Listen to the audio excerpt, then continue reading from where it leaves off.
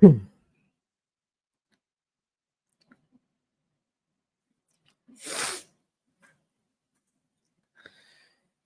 guys, I hope that I'm live right now. If you guys are able to listen me properly, as well as there's no issues with the audio or the video, please let me know. Hello everyone, I hope that I'm live right now, guys. If you guys are able to listen me properly, as well as there's no issues with the audio or the video, please let me know.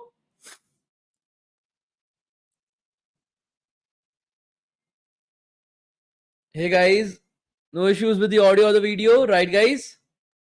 Good evening, everyone. Good evening. Good evening. All clear. Okay, great. Awesome, guys. Awesome. Good, good, good. Amazing. Okay.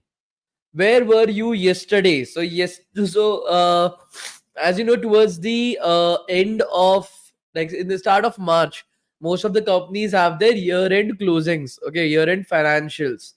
So due to that reason, February is usually a very hectic day for any company. Like in every company, all the projects and everything, all the deadlines need to be completed before the first week of March itself. Due to that reason, most of like the work load increases during this time. So I had some pending work that I had to complete in office. So like I said, DevTown is just like what I like to do in the part time. Like I love meeting you guys. I love having these classes. So I do this, but I have my own job as well, right? I'm still an SDE, right? So due to that reason, I have some work related things that I have to do.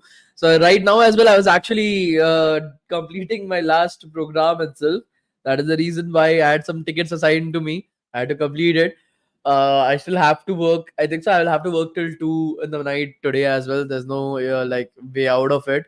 But yeah, it's hard to be like a user. No, so depends upon what is your passion, right, man? Like for me, creating a community, meeting new people, okay, talking about new topics is something that I love to do.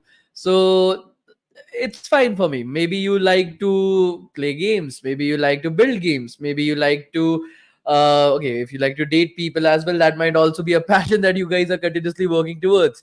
But at the end of the day, you have to decide, okay, you have to give time to your hobbies, you have to give time to your work as well, and you have to manage those, especially in your 20s, right? It is time to build something, it is time to grow, it is time to party, it is time to meet new people as well, it is time to find the right partner for you. So there's a lot of different things that goes on parallelly. Sometimes you're well, sometimes you're not well, sometimes your health is like mine. So figure it out, guys. That will be my suggestion. This is the time to figure things out. This is the time to explore a little bit more as well. Try to do that, right? And nevertheless, any kind of help that you guys require, any kind of advice that you guys require, I'm there for you guys, right? You can approach me on LinkedIn, Instagram, maybe on YouTube. I'll help you guys out with it, right? Okay. Okay, so how's your health now? See, I have dust allergy, right? And dust is always everywhere, so you just can't do anything about it. You will see me always coughing, always sneezing. That is something that I just can't stop. Okay, okay, guys. So how was your day? Was your day good, great, amazing, not so good? What is the scenario right now?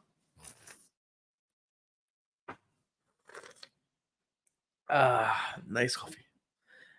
uh how was your day, guys? Good, great, amazing, not so good? Okay, learn a little bit, grow a little bit, not so good. What happened right over there?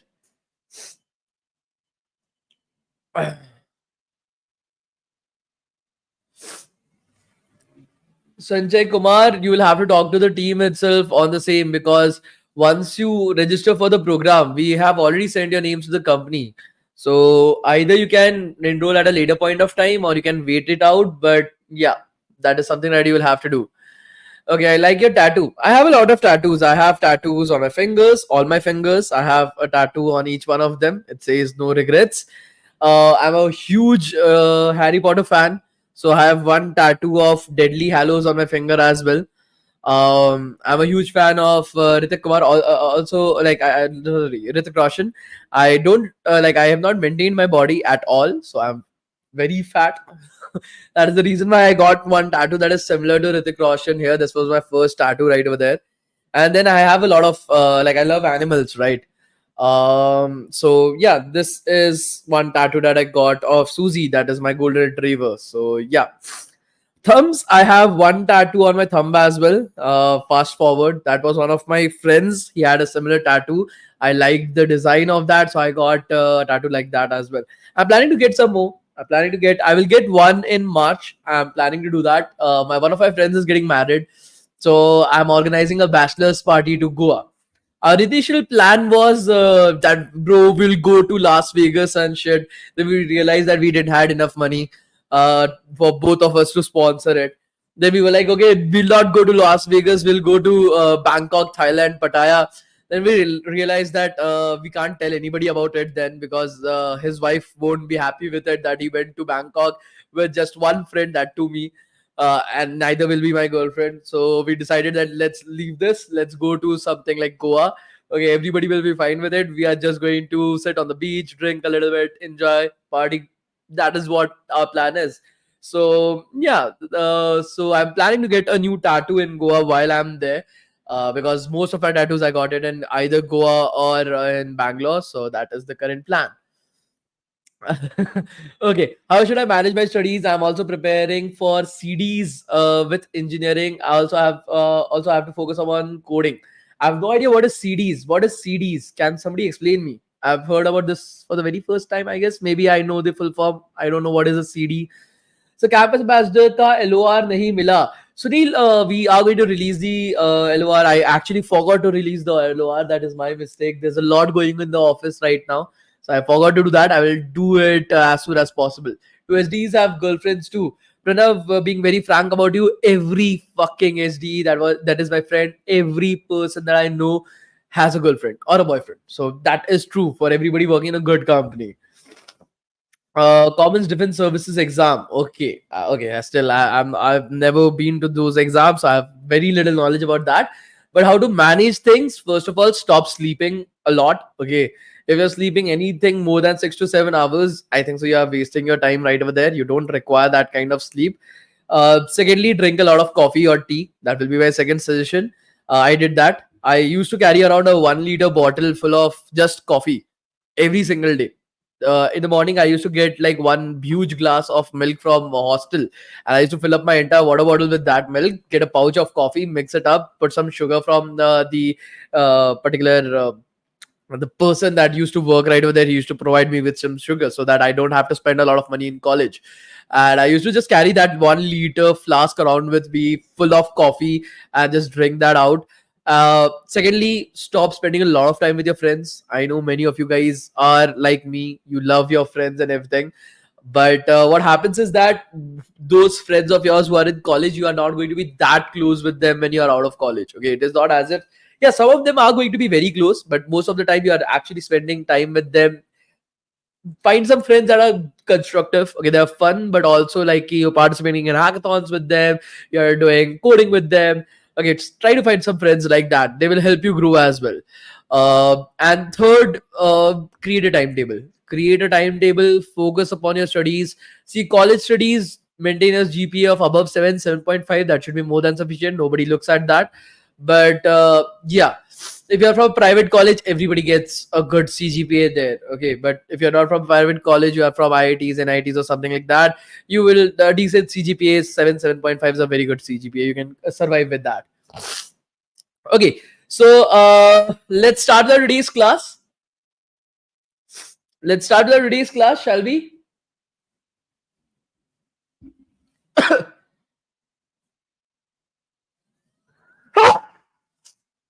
Ah, ah. uh, Mr. Shikdar, Warit Shikdar. I'm so sorry. Email me your query on shora.snat@devtown.in. I will help you out with that. Okay, so let's get started, guys. Okay, so last time we discussed the problem statement. Do you guys remember that, or have you guys forgotten about it? Last time we saw a lead code problem, right? Do you guys remember it? What was that? Can somebody let me know? Just open up lead code in the meanwhile. Rotate the array. Okay, do you guys remember the final solution that we talked about? Do you guys remember the final solution that we talked about, guys? Do you guys remember the final solution that we talked about? Did anybody try to do that solution? Did anybody try to like implement that solution or something like that? I know like many of you guys might not be able to do because I have not taught you guys about vectors till now. But do you guys remember the solution? Split rotated array into parts. Good, very good, right over there. Okay. So tell me one thing right now, guys. We learned about arrays, right, in our previous class. We learned about arrays in our previous class, right? So similar. So the problem with arrays is there is a lot of different problems with arrays. Okay. First of all, again, this is something that you guys need to understand this. Okay.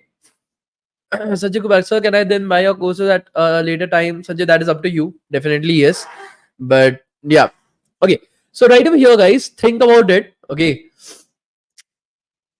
DSA, data structures and algorithms. Competitive programming. What is the main difference between the two? Can somebody let me know? What is the main difference between the two? What is the difference? The only difference between DSA and CP. The main difference, guys. Can somebody let me know?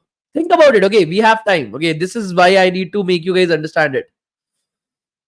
Top view of tree, dude. Like, क्या question है, क्या answer है?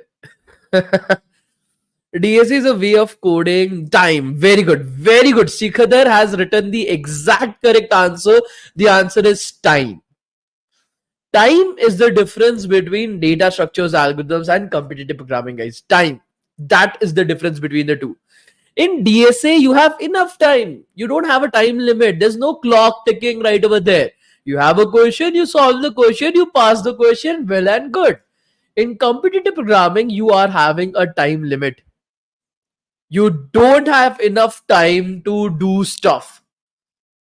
That is the major problem. That you have only 60 minutes to solve 3 questions. You have 90 minutes to solve 4 questions. You have a ticking time bomb that is going out in the background. Now, due to this time, okay, when you're learning DSA, you learn arrays. You learn about arrays because arrays are slower to implement. Okay, a lot of coding goes behind it. Okay, there's not a lot of inbuilt functionalities that you can do with arrays.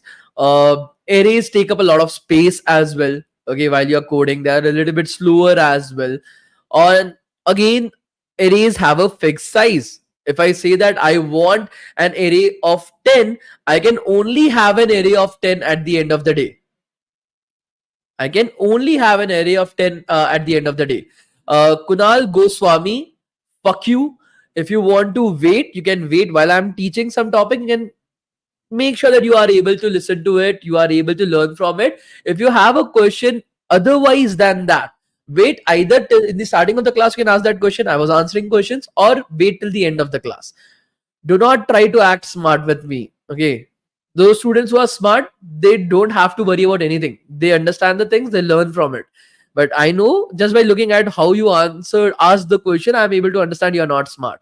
So wait till the end of the class. I will help you out. I always answer all the questions right over there, except questions that are not relevant. For example, teach to unknown, right? And an irrelevant question he can ask at the end of the day as well. But he has to ask right now because he thinks he's very smart. So let all these questions that are irrelevant to the topic that I'm speaking about, wait till the end of the class. I will help you out, or come early in the class. First 5 minutes, I answer questions. I talk to you guys normally. Otherwise, you can leave my class immediately because this is not a class right at the end of the day. I'm not your teacher. I'm not your mentor. I'm just some friend of yours, okay, that is helping you out to understand a topic. That's it. Okay. Otherwise, again, like I said, you can leave my class immediately. I really don't care. I'm not a professor right over here. Okay, so right over here, guys, try to understand this. Arrays right over here is very important. Why? Because it builds your foundational knowledge. But the problem with arrays is that if I see that there is an array called as class 10, okay, class 10a, this is the array that is there. And I say that this array is of size 10. Okay, this array is of size 10. Now let's assume that in my class there were 10 students. One more student has joined my class. So how many total number of students will be there right now? How many total number of students will be there in the class, guys? 11, right? But I have already declared that my particular array is of class 10. Okay, it's of just, it can only have 10 people inside of it. What will you do right now? You're stuck. I can't add the 11th student in my class because my array cannot contain that many number of people itself. Teach to unknown, please wait till the end of the class. Okay, right now focus upon what I'm teaching. I will answer your question, but at the end of the class. Right now, this is not a point of discussion. Okay. So in this particular manner, there is a big problem with arrays. If I say that, okay, I don't know how many students are going to be in my class, I will declare a particular array class 10A having 10,000 places. Okay. Now it doesn't matter. My class has 10 people, 12 people, 13 people, or even 1,000 people joining me. It does not matter because I can contain them in this array because it is such a large array itself. But now the problem is you are wasting memory inside of your computer. We are wasting storage inside of your computer itself. Are you guys able to understand this? Because in the computer, in the memory of the computer, 10,000 places will be allocated for your particular array. 10,000 places will be allocated right over there. But only you will be using 1,000 out of it. So you are wasting so much space inside of your computer. Are you guys able to understand this? Please let me know. If you want to learn about how does memory allocation actually work inside of arrays, we might spend one day on understanding that as well. I can teach you guys exactly how does it happen. Usually it's not an important question because it doesn't get asked in interviews very frequently. That is the reason why I skipped that topic. But usually when I'm teaching students, I tell them about it as well. It's fucking interesting. Okay. So to counter this, to make sure that this problem was solved, both that if I'm creating a smaller sized array, I can't add a lot of things into it. I'm fixated with that size. If I'm creating a very large sized array, then I'm wasting a lot of space right over there. People came up with the idea of vectors. Not people, okay, programmers, because difference. So vectors was introduced. Vectors said, this is all shitty concepts, yeah. Very bad. You want to create one size array, I will just allocate one space. You want to create two size array, I will create two spaces for you. You want to create three size array, I will allocate four spaces for you. You create three size array. So what it says is, vector says that whenever your array will be full, whenever your vector, think about vectors as just normal arrays itself. Whenever your array is full, let's assume you created a 10 size array. Let's assume that you created a 10 size vector itself. So 10 spaces will be allocated. Your 11th student came right now. You want to add this 11th student inside of this size 10 array. So what will vector do? It will double that size. So if it was 10, it will add another particular array to this and will make the total size of the array as 20. Now you can add the 11th student. Let's assume you added 20 students. 21st student came right over there. It will double the size of this array. It will create an array of 40 spaces with the same 20 as well attached right over here. So your data is not getting lost, but you don't have a problem of both space as well as like, oh, I can only allocate 10 people itself. I cannot have 11 students in my class. You can add as many students in my class itself, but we still have wasted space. A little bit space is getting wasted. Think about it. You had to create a 10,000 array right over there. So 10,000 spaces. Here, if you wanted to add the 21st student, you don't have to worry. 40 spaces only. Only 19 spaces are getting wasted. Only 19 spaces are getting wasted right over there. But a lot of space is being saved. You don't have that, oh, 40 students came. I don't have to worry about, like, I cannot add the 41st student right over there. You can increase that space right over there and it is automatically done. You don't have to do this. Vectors in the background handle this for you. Can't we use dynamic memory using pointers? Definitely yes. But then keeping that around and maintaining that is very heavy, very slow, as well as very complicated. So don't do complicated shit. When you have some easy way out, choose the easy way out. Always remember there are two rules of being a programmer. If something works, do not touch it. Let it be. And the second rule of being a programmer is always find the easy way out. Do not find the tough way out. That is never a good idea. Okay, you might learn a lot during that, but not during an exam, not during something that your career depends upon. When you're exploring a topic, when you're just learning a topic, that's fine, but not during an exam or during preparation of an exam or something like that in which your career depends upon it. Okay. Okay. Are you guys able to understand this? Please let me know. Can we access dynamic memory allocation? This is what is an example of dynamic memory allocation. Okay.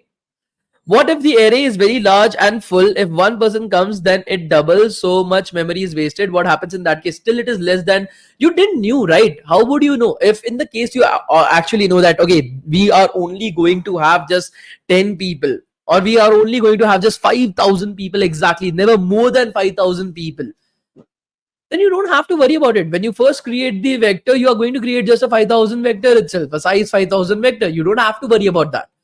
You're not going to create a 10,000 vector. Please try to understand this. You started out with a 10 size vector. That is the reason why you guys are thinking like that. What if you wanted to have 5,000 people? You'll start out with a 5,000 vector itself.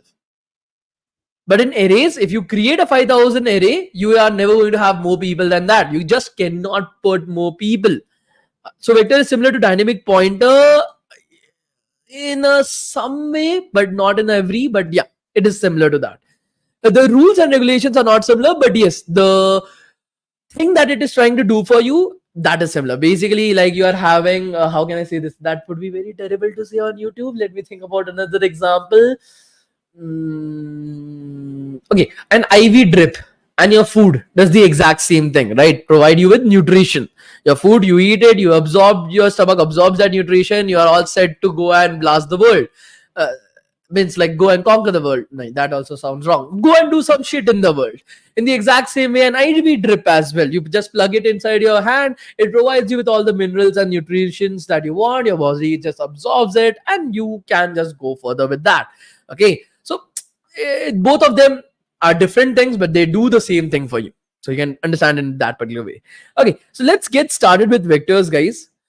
First of all, up till this point of time, if you guys remember, if we go back to our particular coding environment, let me just open C++ online compiler, and let us go that with C++ online compiler itself. What is a vector? So think about it as an advanced data structure for you. Okay, so arrays is a simple data structure. Everybody needs to learn it because it is simple in nature and it's a building block. And vectors is like an advanced form of vector. It's like a Pikachu evolved into Raichu. Okay, that is what it is. Okay, so right over here, guys, up till this point of time, we were using hash include IOStream. Are you guys able to see this? Please let me know. Until this point of time, we were using hash include IOStream, guys. No, not at all, Deepak. He's not an admin of DevTown. Okay. Yes. We are now going to require vectors, and for that, these are called as STD templates. Okay, STDs that are there. Okay, standard templates that are there. So instead of using this, we are going to use another bits include IOStream. So BITS hyphen STD C++.h. You can add it, you can remove it as well, but I usually put it up right over here. It's basically a little bit better than that. Okay, so bits std C++.h not just has the vector inside of it, it has additional stds that you can use at a later point of time. We are not going to be able to study that. I am planning to teach you guys a little bit about either linked lists or trees. Let's see how that goes on as well. But yeah, let's see that. Okay, so we are going to use this from now onwards. Okay, the reason for that is it includes a lot of different things. It will include your IOStream as well. It will include vectors for you as well. It will include some advanced mathematical concepts that you might want to use at any particular point of time. So it's like, as Teach to Unknown has said it correctly, it's like an all-in-one package. Okay, most of the stuff that you're going to use while doing computer programming will be included in it. Some of them might not, so you will have to like fuck around to figure it out. Like that is what I'm going to say. The more that you practice, the more you will figure it out. Okay, of course, using namespace std, so do not forget to put that. Okay, do not forget to do that, this, guys. Okay, using which IDE platform are you using? You can use anyone. I've just googled C++ online compiler, whatever opened up, I'm just using that. I've not put up any brain for that. Okay, so right over here, guys, we'll start with the very basics. Okay, But vectors are difficult to understand. So what is the replacement? Is there any other data structures that can be used? Vectors are not difficult to understand, dude. It is the simplest data structure that exists anywhere. Like the simplest. That is not difficult to understand at all. You just need to implement, you just need to code a little bit more. You will be able to understand it very easily. Okay, so let us go back to the drawing board. So in vectors, there's a new concept. This is what I'm going to teach you guys about pointers. Okay, what do you understand by pointers in normal life, guys? Okay, pointers in normal life. I'm pointing at you, right? So I'm just like a you right over there. I'm pointing at you, right? So pointers are similar to that, but in like in coding environment itself, you are having a particular value 4. Okay, x is equals to 4. Where is this x going? Where is this x going? Okay, where is this 4 stored inside of your computer itself? What is happening right over here? So what happens is that your computer is actually made up of something like this. Okay, this is actually how things get stored inside of your computer.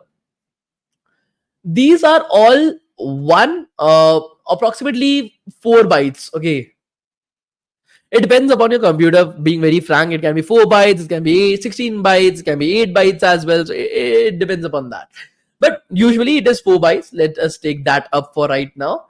Now, each of these spaces is like one house inside of your computer. Small houses inside of your computer itself. Now, what happens in the background is that each house will have some memory allocated to it, right? Some address that is there. How am I going to like find out which house do you live in?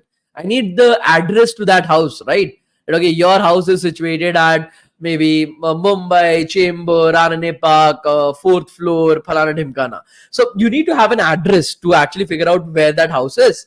So instead of your computers as well, you are having an address right over there. Let's assume the address looks very gibberish. Okay, somewhere 2xc4 Thana Dhimkana something. Okay, it just looks like some gibberish right over there. This particular text uniquely identifies this location inside of your computer. This text, this address, address, this address uniquely identifies this location inside of your computer. And inside of this particular location itself, you will have 4 stored inside of it. Teach to unknown. Don't speak about topics which will unnecessarily complicate students' mindset. You need to understand. God, for me, this is like teaching student how to like spell ABCD. Okay, so for me, this is very basic. I am able to understand. You know a little bit more than the rest of the class. Think about it when you are speaking, because other students might get confused due to what you are speaking right over there. Listen to me very carefully.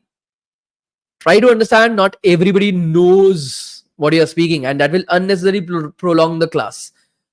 So I have told there's some gibberish that is there. Okay, that gibberish is called as the address. Okay, and that address uniquely identifies that location inside of your computer. So that location is 4. Now this 4 is currently taking up 4 bytes. This location is currently taking up 4 bytes. So the very next location, the address for that will be, let's assume the first address was 2xc4 Phalana Dhimkana 107. Okay, this was the first address. This is the address for where 4 is living right now. Okay, so next address will be plus 4 right over here. Plus 4 right over there. Why? Because if 4 is like consuming 4 bytes of space inside of a computer. Okay, let's change that. Let's change the 4 to 3. Otherwise, you guys might be confused by 2 4s right over there. Let's change this to 3, guys. Let's change this to 3. That x is equals to 3. So 3 is being stored right over here. Now 3 inside of your computer, because it's an integer, right? Integer takes up 4 bytes of space inside of your computer. It will take up 4 bytes of space inside of your computer. So the next address right over here, this particular address will be 2xc4 dot 111. Okay, it will be 111. Why? It will be just plus 4, because that is the next address right over there. Now pointers, what is the use of pointers? Pointers basically say that I don't know where exactly that x3 is located, so I'll create another variable. I'll create a variable called as ptr. I'll create a variable called as ptr that stores this address for me, 2xc4 dot 107. It will store this address for me. So instead of referring that x equals to 3, so x equals to 3 is basically telling that, okay, at this particular place, 3 is living right over here. A pointer to x will tell you that, okay, the value 3, where is it stored inside of your computer? What is the address at which that is being stored? Are you guys able to understand this a little bit, guys? That what is PTR, like a variable called as PTR that will store a particular, like, where is inside of your computer, what at what address is that value stored at? Let's see that a little bit practically, guys. Let's create int x equals to 3. Okay, star PTR. Okay, star, this is how you create a pointer. Star PTR is equals to x. Okay, so x will store the value and PTR will store the address of the value, approximately, right? Not exactly, but yeah, you can think about it in such a way. Okay, guys, do not worry.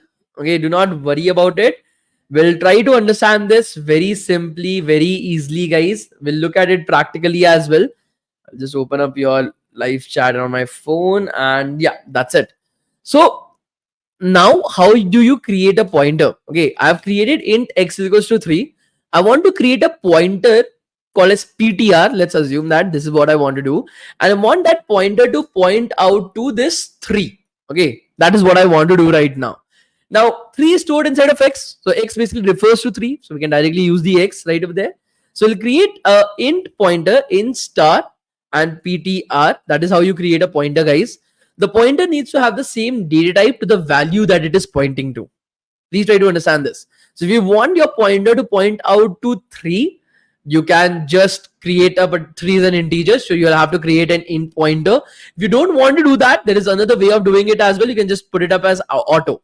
Okay, so auto star PTR will basically create a particular pointer that automatically figures out which data type it is. Okay, because it is pointing to some data, right? So it will automatically figure out which particular pointer is it pointing, which particular data type is that pointer pointing to. But nevertheless, we'll use it separately, PTR.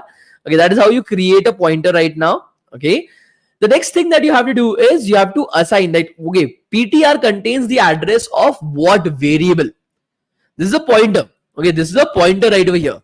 But what does this pointer points to? You need to identify that as well. What does this pointer points to? To which address does it point to? To get the address of a particular value, the symbol for that is and x. And x basically points to the address of x, guys. And that is what we want to store inside of PTRs. PTR is equals to and x. You want the pointer to store the address of x, guys. Okay, what is the address at which that x is stored right over there? So the address of x, you can get it by and ampersand. Okay, let's try to print it out, guys. Let's do a console.log. I'm very sorry. Cout less than ampersand x. Okay, let us print this out right now. I'll just put this into parentheses. I'll make it a little bit more clear for you guys. Let us run this.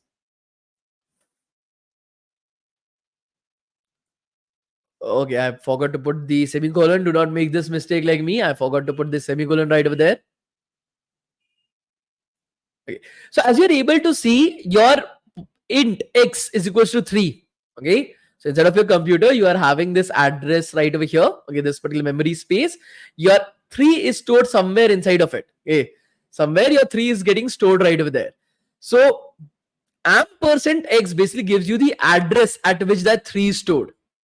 This is the address. As you're able to see, this is what we call as a hexadecimal value, but this is the address at which x is stored, at which 3 is stored right over there. It is showing the address of x.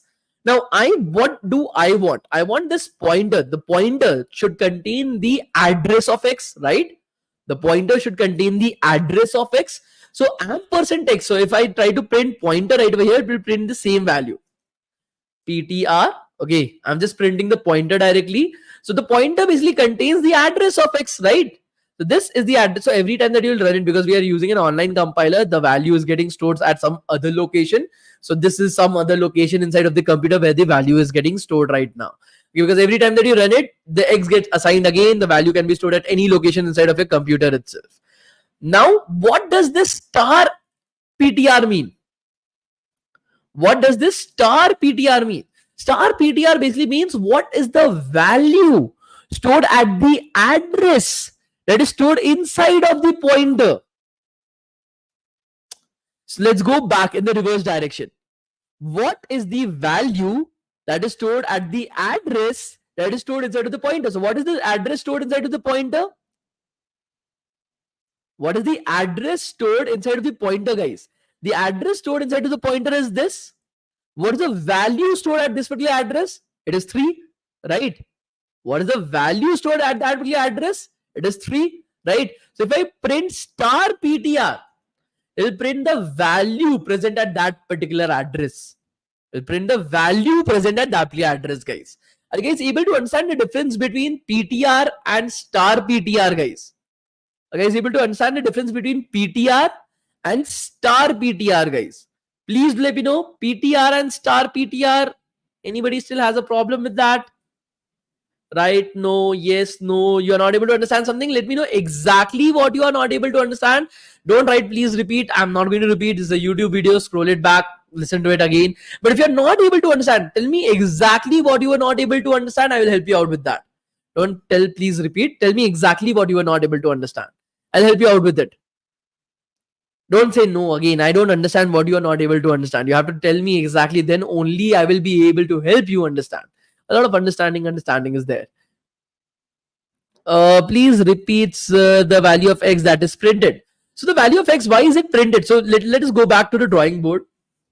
Okay.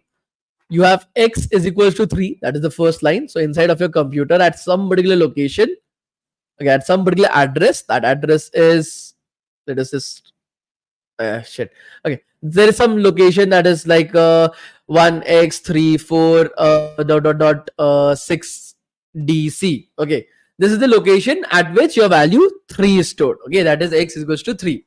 Now what happens is, if I am writing and X that refers to this address, what is the address at which X is stored? What is the address at which 3 is stored right over there? Now this PTR actually stores this ampersand X. So what we have written right over there, PTR is equals to ampersand X. That means the variable PTR stores the address at which X is stored, right? Now star PTR basically tells you what is the value stored at this particular address. So what is the value stored at this particular address? 3. So star PTR is equals to 3. Why? Because at that particular index, what is the value stored at that particular index? That is what star PTR basically tells you.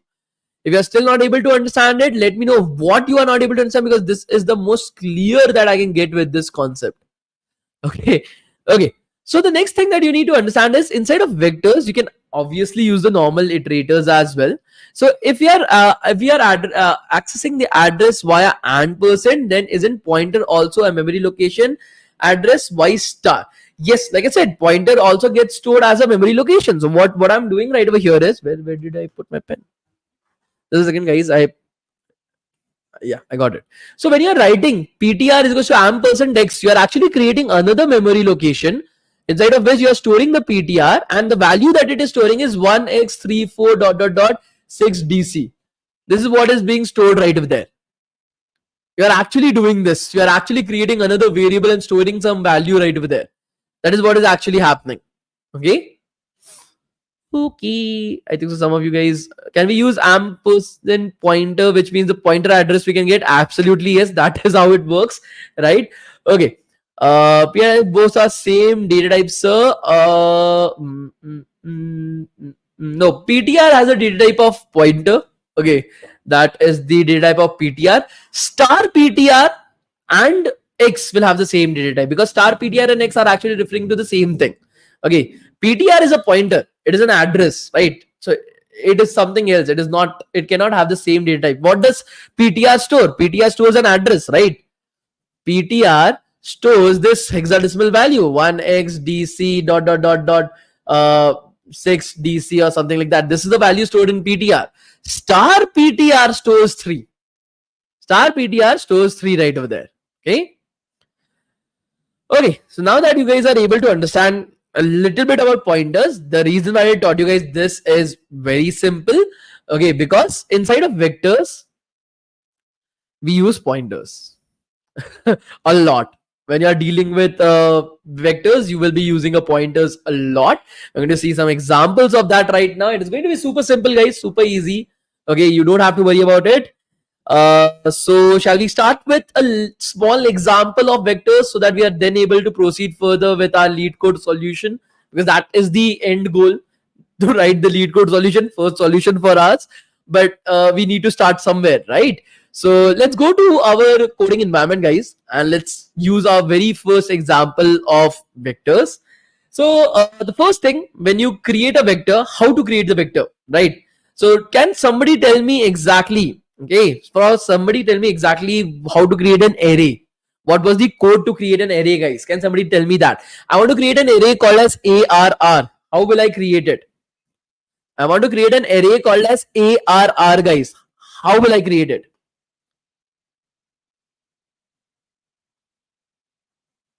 Amazing. So I'm Sahu, the fastest man alive. He's the flash for my class, I guess. Okay. I expected teach to unknown to actually answer, but no issues. That is also good. Okay, everybody is fine. Okay, everybody is good. Okay, not just one student. Okay, so to create an array, int ARR and then 5. Okay, it creates a random ass array of 5 elements inside of it, let's assume. Okay, if I want to create a vector called as vec, okay, so I will have to write the code as vector. First of all, I want to create a vector. What is the data type of the vector? I want to create a vector of the data type int, and I want to call it as vec. This is how you create a vector of the int data type called as vec.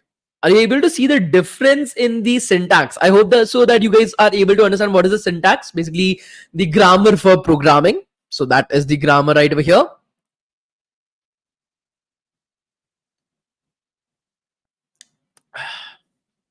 Are you guys able to understand this? Please let me know. Yes, I want to create this vector having 5 elements inside of it. I want to create the array as well. Array 5 is equals to 0 comma 1 comma 2 comma 3 comma 4, because 5 elements. So that is how you will be creating an array of 5 elements.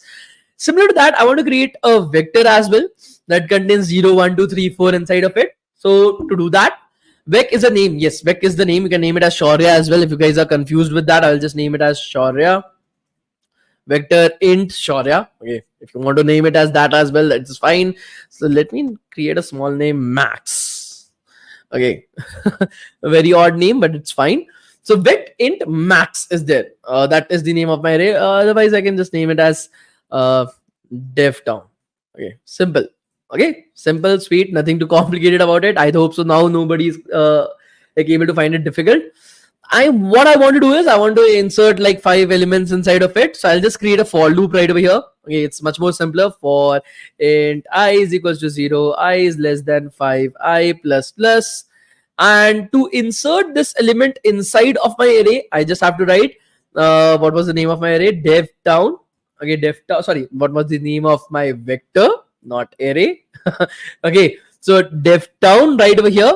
And then you have to do push back. And then I.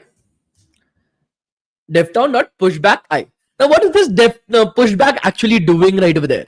So again, like I explained to you guys, vectors, you don't have to describe how many elements do you want that vector to have. It is a resizable thing. It is like one size that fits them all, one ring that like finds them all, or something like that, whatever you want to do. So what will pushback do is that every time it is getting the I, it will insert that I inside of the vector. Again, for example, the first loop, when having an empty vector, first loop, it will insert 0. In the next loop, it will then again insert 1. In the next loop, it will then insert 3, and so on and so forth, guys. It will continuously insert that, push back. It will push the element, sorry, not 3, 2. It will push the element at the end of the vector to get a vector that looks like this at the very end of the loop. It will push that element at the back of the vector. It will just attach it at the back. Think about it in such a way itself. Okay. Are you guys able to understand this? Please let me know. Are you guys able to understand this, guys? Please do let me know. Now, vectors as well as your arrays have something in common. Can somebody let me know what is the common thing? What do you think is the common thing between arrays and vectors? Guys, you don't have to be right. Okay, I'm there to tell you guys about it. Just shoot in the air itself. What is the common thing between arrays and vectors, guys? Indexing. Very good. Amazing. Indexing is common between arrays and vectors. Inside of a vector as well, you will have the same indexing structure 0, 1, 2, 3, and 4. But how to get that element? Okay, how to get that element itself? There are two ways of doing it. Is pushback an inbuilt function? Absolutely yes. That is the reason why we are using vectors. Vectors have a lot of inbuilt functions. I'm going to talk about a few of them today. Not a lot. Okay, there are a lot that are there.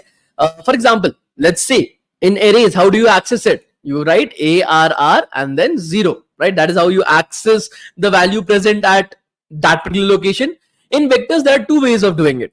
There are actually more, but still, I will just talk about two ways of getting it. The first particular method of getting it are DevTown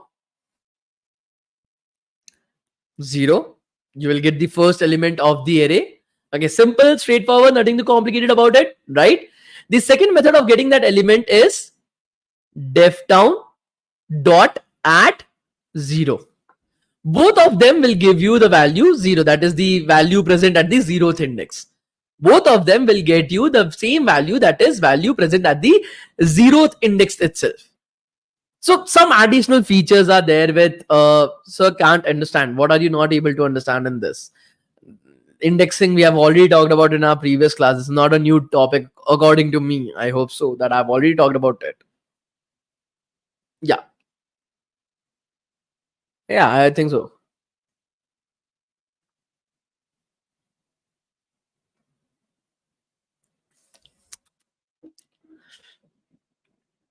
So you can do this right over there.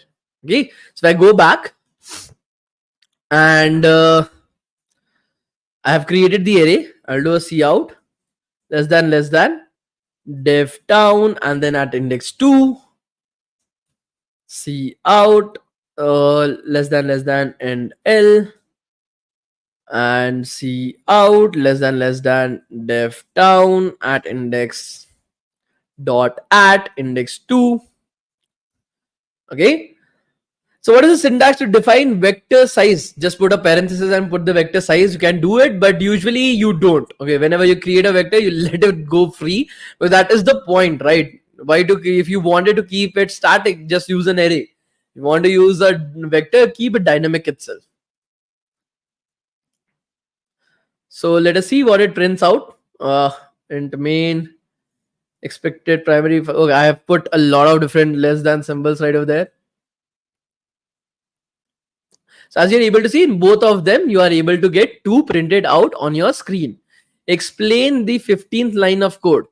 That is how you create a vector. That is the syntax. That is the grammar of creating a vector. That is of the data type int. That means it is going to contain integer type of data inside of it. And the name of that vector is DevTown. Okay. Now the problem with this is that I've created a vector. Let's assume I have been given a vector. I've been given a vector. This is the vector that has been given to me. I just know that it is called as DevTown. I don't know what is the size of the vector. I don't know anything about the vector itself. It's just like, okay, dude, this is a vector called as DevTown. I don't know anything about this vector. Nothing. I don't know how many elements are there. I don't know anything about this vector itself. But I want to print this vector out. I want to print the elements present inside of this vector out. Now for that, there are 2 more additional inbuilt functions called as the dot begin and dot end. This will give you a pointer that points to the beginning of the vector. This will give you a pointer that points to the expected end of the vector. Why expected? I will let you guys know about it. So let's assume that the DevTown vector looks something like this. Let's assume. I don't know about it. This is what I'm assuming. Dot falana dhimkana. So this is like 0, 1, 2, and this is like X. x plus 1. Okay, that I don't know how many elements are there in this vector. There's some values 10, 20, 30, xt and xt1. Okay, I don't know. I don't know what is the particular vector right over there. I just know that it is called as DevTown. That is all that I know about it. So if I write DevTown dot begin, if I write devtown dot begin, it will give me a particular pointer that points to the beginning of my array. So this is the begin pointer. This is the begin pointer, guys. It will point to the beginning of the array itself. It will point to the value that is present at the index 0. That means it is pointing to 10. Okay, beginning of the array itself. And if I write devtown dot end, if I write that, it points to the supposed end of the vector that is here. This is where it will be pointing. Is there anything right over here, guys? Can you guys let me know? This end, where end is pointing, end right over here, this is the end pointer. Is there anything right over there, guys? No, right? That is why it is called the end of the vector, because that is where the vector has ended. At that particular memory location, the vector has ended right over there. Now, please try to understand that both arrays and vectors are contiguous memory allocations that are done in your computer. What do you mean by contiguous memory allocations? Basically, if the address of this is xx45, then this is like xx46 and so on and so forth. Like it is basically inside of a computer, all these are stored together itself. All these are stored together. So the same array inside of the computer will be stored something like this. This is your computer right over here, memory locations inside of your computer. Okay, so you will have 10, 20, 30, 40 stored together. That is one of the benefits of creating an array or a vector, that data is stored actually together, okay, inside of the memory of your computer itself. Continuous, it is not continuous, it is I don't know, my English is not that great, but yeah, somewhere similar to that, that is the name. Contiguous memory allocation or something like that. I'm not good with English. My English is not that great, and I fumble with a lot of words that are exceptionally hard to pronounce. So let's forget about that, right? But yeah, that is what it means. Okay, contiguous. Thank you so much for writing the spelling down. I still am not able to pronounce that. Okay, um, I'm not good with English. Okay, my English marks was always the lowest in all my history of every exam that I've given. So yeah, okay, and I already had stage fright. So if you would have asked me to sit in front of 100 people and talk, my legs would start shaking up. I'll be all sweaty. I will not be able to pronounce things properly. I will be stuttering a lot. But with practice, it has become a little bit better. Not great, but yeah. Okay, so right over here, guys, if I want to do that, if I want to traverse the DevTown array, I don't know how to do it. It is very simple. Okay, I'll show you both the ways of doing it. Do not worry about it. I'm just showing you the first way of doing it. Okay, I know many of you guys are going to say, sir, why are we doing this or that? But this is important for you guys. That is the reason why I'm letting you guys know about it. Will that be fine, guys? Right? There's no issues in that. Will that be fine, guys? What happened right over here?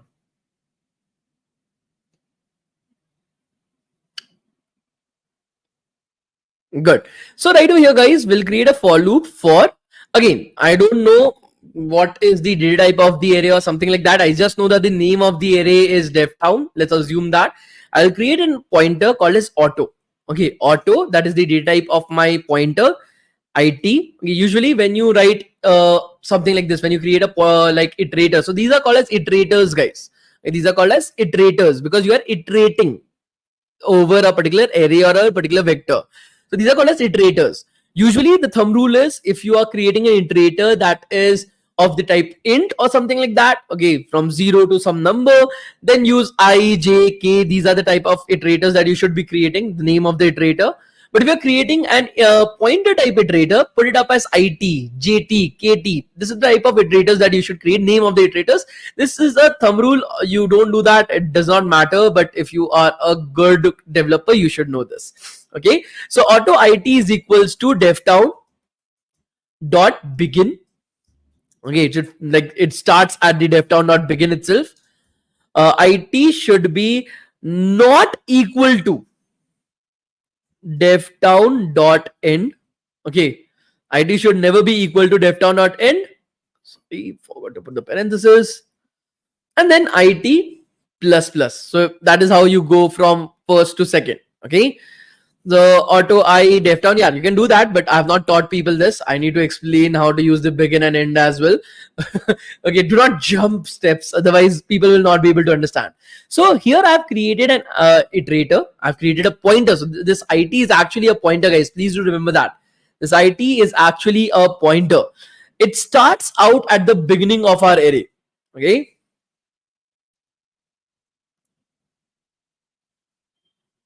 It starts out at the beginning of the array, guys. So right over here, let us remove everything. I'll create the array right over here. So we are creating an IT which points initially to the beginning of the array. Okay. And every time that I do IT plus plus, we are moving the pointer by one step. We are moving the pointer by one step. So in the next loop, the pointer will be pointing to the next step. It will be pointing to this IT. Then this pointer will be pointing to the next one, IT, and so on and so forth, guys. IT is not a keyword, guys. It is the variable name that I provided to that particular pointer. Okay, again, you can name it as Shaurya as well if you want it. Okay, but usually a good thumb rule is to point it as IT. If there is another pointer loop inside of it, then JT. If there is another pointer loop inside of it, then KT, and so on and so forth. But usually you point it out as IT. Okay. Again, that is just a recommendation. It is not compulsory. Again, just pointing it out for you guys. Okay, so are you guys able to understand what I've done? So it should be starting at devtown.begin, and because devtown.end basically means this is devtown.end, guys. This is devtown.end. So our IT should never be equal to this. It should always be less than this. It should always be less than this. But you cannot do that IT should be less than devtown.end. That won't work. You cannot compare them like this. You can just say that IT should never be equal to the address of devtown.end. So we are not putting up less than equal to or something like that. We are putting not equal to devtown.end. It should always be less than that. So we'll keep that in mind as well. And then we'll provide a for loop. Okay, and that for loop is going to print stuff out for us. So what should be the command that I should be, what should be the code that I should be writing here, guys? Can somebody let me know? What should be the code that I should be writing here? Like I want to do C out less than. What should I see out right over here? IT is the pointer, guys. Remember that IT is the pointer. What should I see out right over here?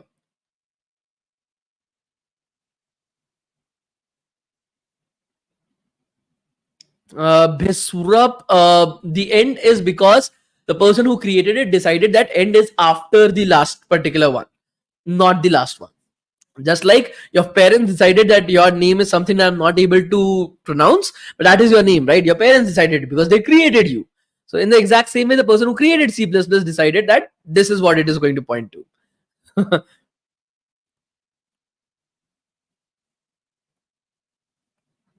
Star IT. Why and IT? And IT will give me the address where the pointer is stored. What will I do with that? I want to print what is present inside of DevTown's like array, sorry, vector itself, right? So that value I will be able to get by star IT. Guys, remember this small detail. This is what matters, guys. This is what is important. Small details. Star IT. We talked about pointers, right? If IT is a pointer, then star IT is what it points to, the value that it points to right over there. Okay, so we'll run this. We'll see what is being printed out on our screen. As you're able to see, 0, 1, 2, 3, 4 is printed properly on our screen itself. What if I don't like pointers? I hate pointers. I'm like, cheat. Okay, I don't like pointers at all. I want to make it simple and sweet, bhai. I want to use an I. Int I is equals to 0.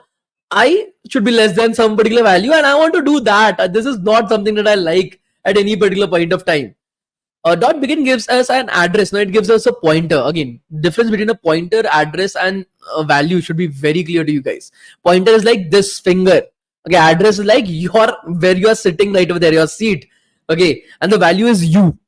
So that is the difference. Pointer is like my finger right over there. The seat that you're sitting in is your address, and you are the value. Okay, so I don't like this. I don't like pointers. I'm like, whoa, whoa, whoa. This is very complicated. I want the easy one right over there. So for that, there is a very simple thing. Okay, for int I is equals to 0, I should be less than the size of the vector. So DevTown dot size size. Simple. I plus plus. You will be like, then why did we you learn about the pointers? Because when you will be playing around with CP, you'll have places where you cannot use this kind of crap. Okay, you will have to go with what you are learning. Okay, you will have to use pointers. Okay, so what is the need of pointers and vectors? The point is that we are learning because after this boot camp is of 7 days. You have to go and code on lead code, and there will be cases where you will have to use it. You will not have any kind of options right over there. And there will be questions that will just involve pointers. They'll just give you the pointers. They will not tell you the name of the vector as well. Just tell you this is the pointer pointing to this particular location of this particular vector. They will not even tell you the name of the vector itself. Then what would you do? You didn't study about pointers. You never use pointers. Now you're stuck. So learn about these kind of things. Okay. So right over here, simple, never, not too hard about it. I hope so. See out less than dev down at index I. Let me put some spacing right over here as well. Space and an end L in between them. So see out less than end L. Okay, so now if we run this, we'll get the same thing printed twice because it is doing the exact same thing. So you're getting the same thing printed twice right over there. Are you guys able to understand these basic stuff? Are you guys able to understand this? मेरा 2 day attendance नहीं लग पाया तो मुझे certificate मिलेगा कि नहीं?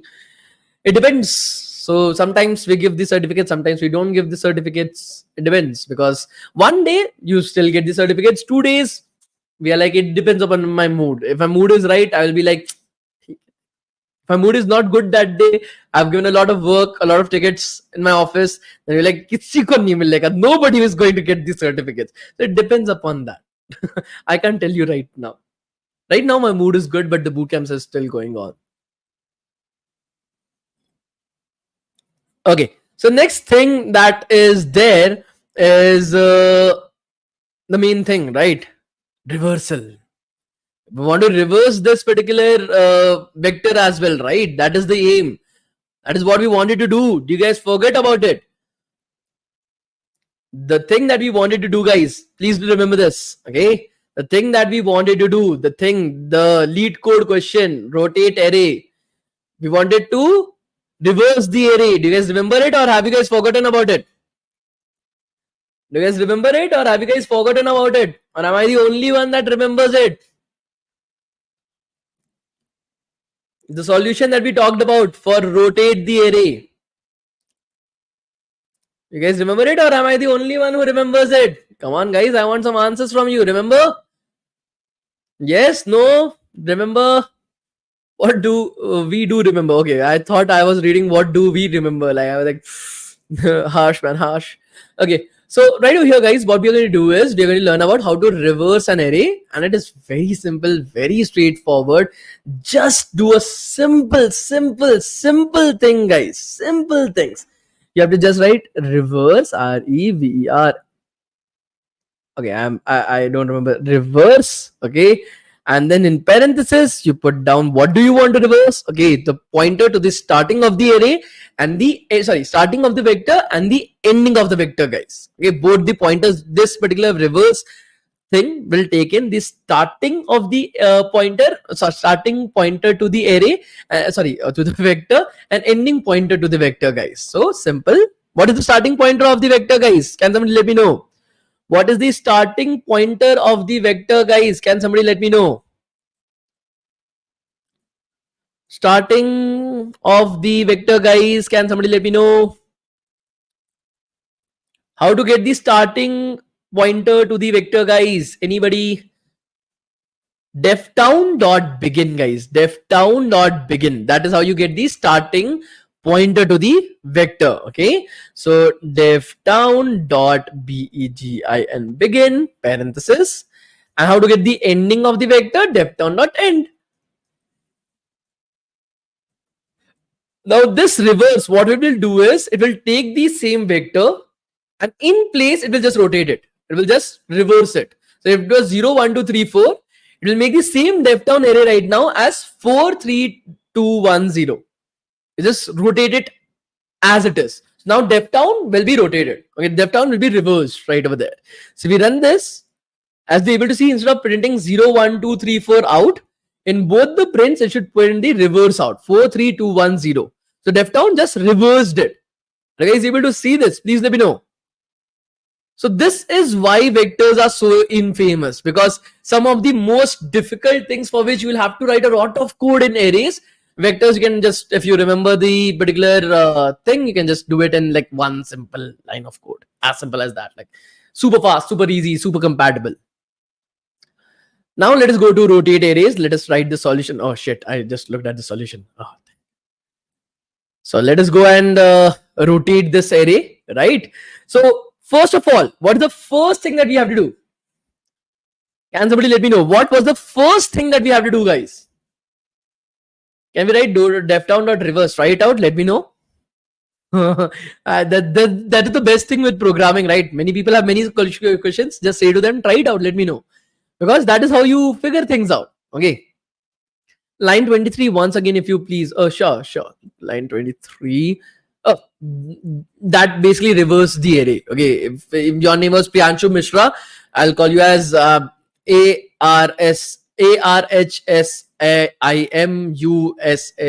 something like that. It will just reverse your name itself. Like it will just make it opposite. That is what reverse does. As simple as that. What is the first thing that we have to do, guys? What is the first thing that we had to do? Anybody remembers it, or am I the? I will have to tell it to you guys. First thing that we have to do, guys. No, wrong. We don't have to reverse shit. Okay, that is not the first thing that we have to do. Come on, guys. Remember, what is the first important thing that we have to do? Should I give you a hint, guys? Should I give you a hint? Wrong. What is the first thing that we have to do? No, we don't have to reverse the array. No, we don't have to traverse the array. No, we don't have to split the array. Define K. Okay, you're close. Okay, somebody is very close. Define K. That is the hint, guys. Define K. The first thing is define K. We need to redefine K, guys. K is equals to K percentage N. Very good. That was the answer that I was looking for. K is equals to K percentage N. Now, what is this N, guys? What is this N? How are you going to get this N, guys? What is N? What is N, guys? K percentage N, but what is N?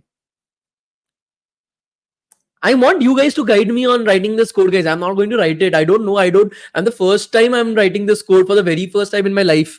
Okay. I don't even know what is C++. You guys have to help me out. Okay. So how to get this array? First of all, we are talking about vectors. Okay. We are not talking about arrays. Just keeping that correct. How to find the length of the vector, guys? How to find the length of the vector? I want everybody to answer that. How to find the length of the vector, guys? Please let me know. How to find the length of the vector, guys? Please let me know. devtown.size here, nums.size. That is the name of the vector. So nums.size, guys. Very good, guys. So K is equals to K percentage nums.size size. That is the name of the current vector that we are having right now. Okay, nums.size. So first thing we have already done, we have made sure that even if K is greater than N, our code will work absolutely correctly, guys. There will be no issues in that. What is the next step, guys? Now, again, what is the next line of code that I should be writing? I want you guys to answer it. What is the next line of code that I should be writing, guys? What is the next line of code that I should be writing? Reverse the array. Okay, so how can I reverse an array called as nums? How can I reverse an array called as nums, guys? I want you guys to let me know. Size and length are different. No, they are the same. How can I reverse this array, guys? Come on, give me the answer, guys. Give me the answer. We have discussed it. We were learning it right now. Very good, Pranav. Very good. Very good. Reverse nums.begin, comma, nums.end. Very good, Pranav. Okay, so reverse. nums dot begin, comma, nums dot end. So we have reversed the array. Now let us look at this from a writing perspective as well, guys, so that you guys are able to relate to it and you are able to understand it. Initially it was 1, 2, 3, 4, 5, 6, 7. This was the initial, k is equals to 3. Okay. Now after reversing it, what was the final output that we want? Final output, guys, what will be the final output, guys? Final output will be 5, 6, 7, 1, 2, 3, 4. This is the final output that we wanted, guys. This is the final output that we wanted right over here, guys. This is the answer that we wanted. Now by doing the first reverse, we have got 7, 6, 5, 4, 3, 2, 1. This is the first thing that we have got, guys. So what is the next reverse that we have to do? What is the next reverse that we have to do, guys? So we have to reverse first this particular part, and then we have to reverse this particular part. So we know the beginning of this is basically your nums dot begin, right? This is num. So we have to figure out the beginning and end, right? So nums nums dot begin. That is what we know. We know this. Okay, this is nums dot end. So we have to. This is what nums dot end is. Nums dot end. Okay. So for what? For the first reverse. For the first reverse, what is the second value that we have to put? For the first reverse, what should be the second value that we have to put, guys? Just let me know my pointer, what this pointer, PTR, let's name it as PTR. What will PTR point to? Let me know that. What should PTR point to, guys? Let me just know that. The value that PTR points to, can somebody let me know? What will PTR point to? What will this PTR point to, guys? Right now, I want to reverse this particular part of my vector, guys. Please remember this. I want to reverse this particular part of my vector, guys. So nums.begin is the beginning of this particular array. What is this particular vector? What is the end pointer that I need to point to, guys? What will PTR point to? So this is pointing to 7, right? What is this pointing to? For those who are saying 5, you are absolutely wrong. For those who are saying 5, you are absolutely wrong. Pay attention to this. Everybody, I want everybody to pay attention to this, guys. When I was reversing the original array, okay, pay attention to this, guys. This is very important for you guys. 1, 2, 3, 4, 5, 6, 7. What was the input that I was giving? Reverse.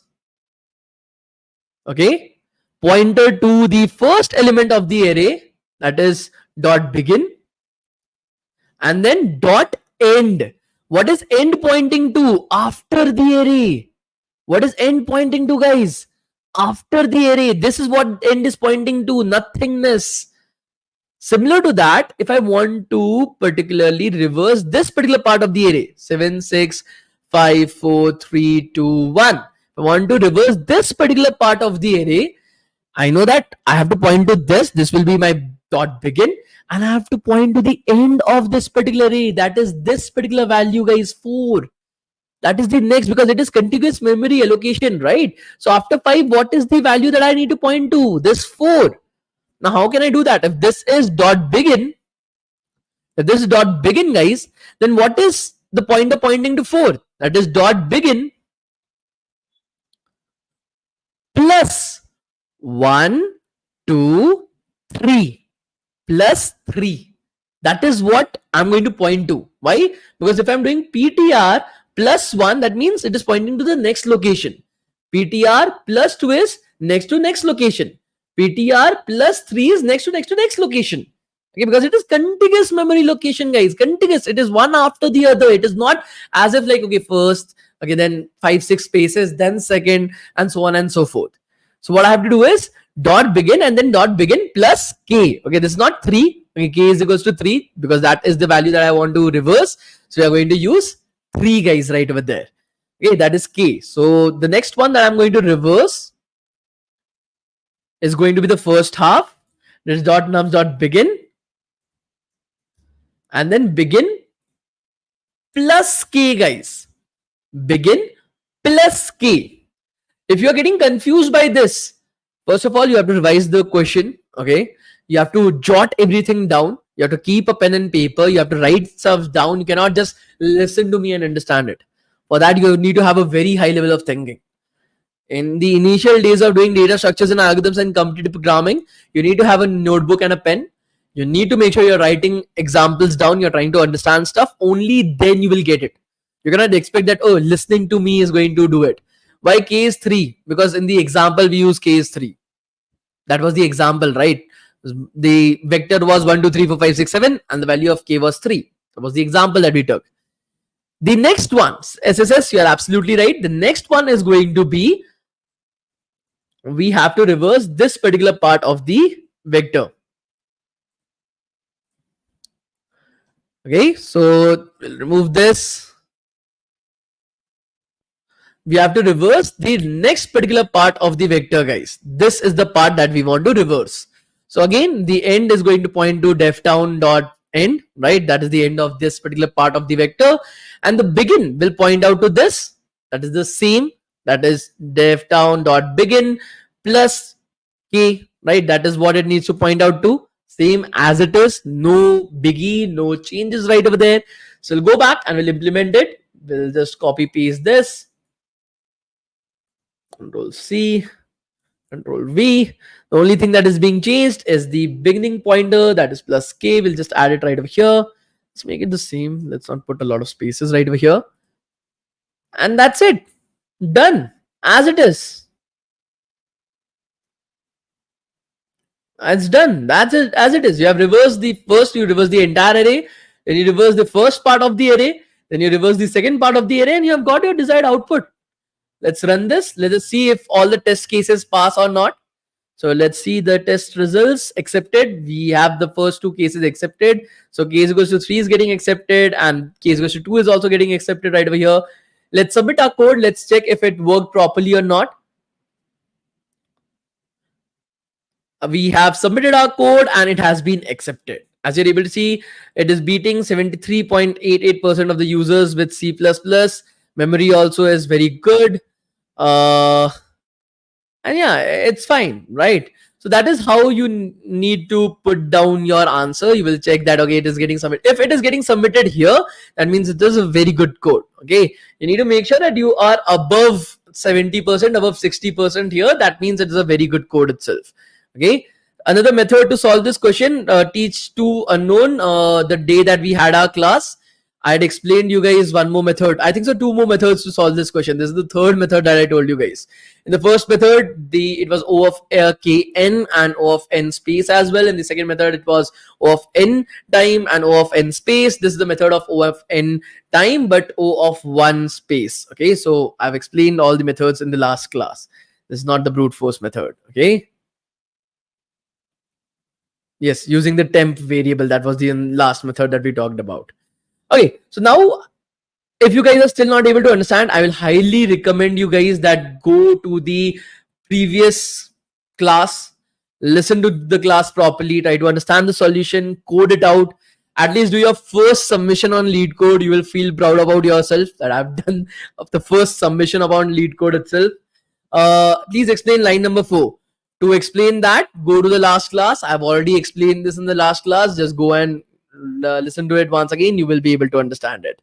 Okay, so right now guys, I'm going to give you guys the attendance for today's class, letting you guys know that from tomorrow onwards I will be taking up the attendance in the first 5 to 10 minutes of the class. If you're not present in the class the first 5 to 10 minutes, you're just going to mess up your attendance and you will mess up on your certificates as well.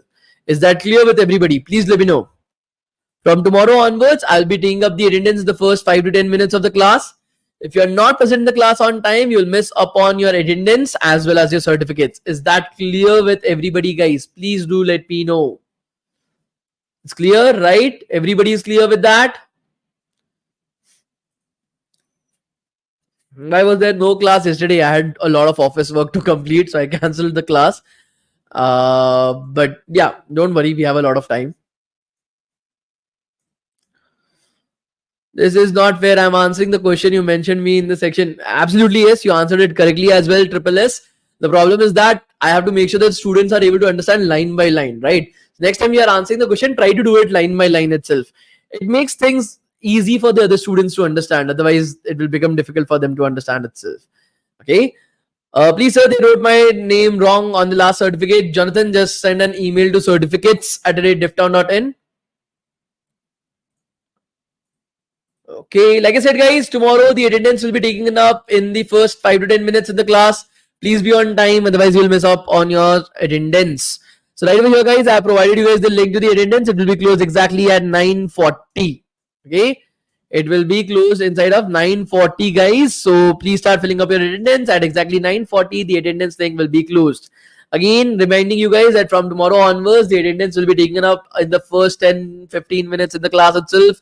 If you're late in the class, we'll miss up on your attendance as well as your certificates. And then I will not be able to help you guys out with the same. The attendance link is in the live chat. Start filling up your attendance. We'll meet in our tomorrow's class and we'll continue from right over there at exactly 9:40. The attendance link will be closed. Okay. Thank you so much, guys. And yeah, bye-bye. Bye-bye. Bye-bye.